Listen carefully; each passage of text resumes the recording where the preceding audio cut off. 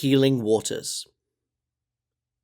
Freya stumbled slowly through the thick woods, one hand clutching her bleeding thigh.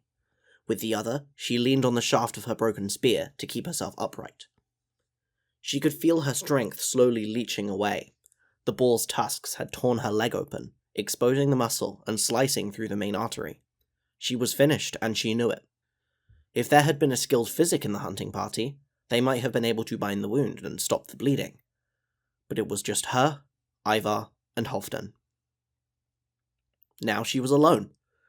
It wasn't the pain that had made her leave them, it was the look of pity on their faces. She could have stood anything but that. They knew it too. They had to let her go. The trees gave way suddenly, the woods parting to reveal a large glade, most of it taken up by a pool of pale blue water. It was surprisingly clear, given it must be stagnant, and it gave the clearing a sense of deep calm. This was as good a place as any to die, she thought to herself wryly. Given she probably had less than a dozen steps left in her, she might as well pretend this was her choice. Slowly, she lowered herself to the ground, propping herself up against the willow by the water's edge. The muscles in her ruined leg screamed in protest, but they were more muted once her weight was off of it. Even the bleeding stopped a little, now that she was no longer trying to carry herself onwards. That should buy me another minute in this world, she thought to herself bitterly. Dying was surprisingly easy, she realized then.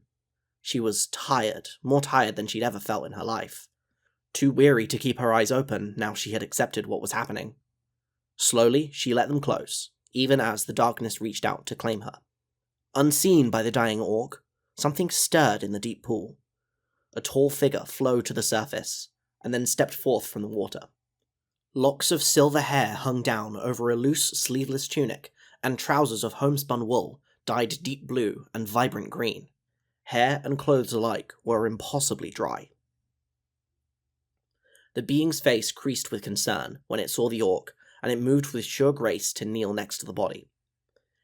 It extended both hands over the bleeding wound, palms down, fingers spread, allowing droplets of water to fall onto the bloody limb. As the tears fell onto the injury, the bleeding gradually slowed, and then, inexorably, the wound began to close. As soon as the wound was healed, the being slipped back into the pool, seemingly eager to be gone before the orc regained consciousness. At the behest of the Conclave, following the request by the Archmage of Spring, Lord Rain has been asked to help the Empire establish a college dedicated to the study and practice of spring magic.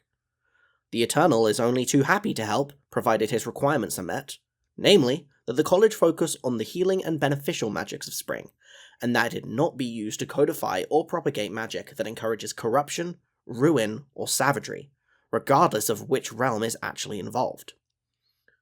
Ossogran can offer little help with the costs of construction, which are always steep with any college of magic. But, once established, the presence of his heralds will provide a lasting benefit to the entire territory where it is situated, providing healing succor to all who ask for it. For this reason, it will be crucial to decide where the college is built, if it is to be commissioned. Lord Rain proposes to help the Empire construct something the Eternal calls the Sanguinarius. The commission would be expensive, requiring 90 wains of weirwood and 45 wains of both mithril and white granite. It could be built anywhere in the Empire, and would take a year to complete. Once finished, the new college would need to employ many Imperial magicians versed in the lore of spring magic, but their ranks would be supplemented by numerous heralds of Brother Harvest. These residents of the Sanguinarius would provide invaluable assistance to the magicians helping them to develop new ritual magic, but would need to be provided with resources, tomes, and crystal mana. As a result, this college would have an upkeep of 20 thrones a season. The staff of the Sanguinarius could be directed to research the formula of a new ritual so that it can be mastered. The ritual would need to already exist in the form of an arcane projection. The college could only work on codifying a single ritual at a time, and the research could take anywhere from a season to several years depending on the magnitude of the ritual and the resources available. Greenfount's heralds could only help research a spring ritual. For this reason, a ritual of any other realm could be codified at the rate of 10 ranks of magnitude each season until complete. If the master of the Sanguinarius opted to research a spring ritual, then the rate would be significantly increased to 20 ranks of magnitude each season. At the completion, the master would receive a ritual text, to use in mastering the ritual. Kumata of the Rains would not permit their aid to be used to create new magic that unleashes devastation, destruction, violence, bloodshed, or anything similar. It would not be possible to codify a ritual that did not meet the criteria set by the cupbearer. Anything they judged to breach those restrictions would simply not be codified, no matter what realm of magic it used. If the master could not provide an acceptable alternative, then no ritual would be codified that season. If the master had enough ambergeld available, they could use this to empower the Heralds of Bogfirthen, making it easier for them to access the Eternal's powers and help with the research. This would require the master to expend ambergeld. The more ambergeld used, the faster the work would proceed. The first 5 ranks of additional research in a season would cost 21 measures of ambergeld. The next 5 ranks will cost a further 32, for a total of 53 measures. The next 5 ranks will cost another 43 measures, and so on. This benefit would only be available for researching spring magic. Bogfirthen's Shilder cannot help with the codification of rituals of other realms. The presence of the Sanguinarius would provide a source of powerful healing magic for people in the territory.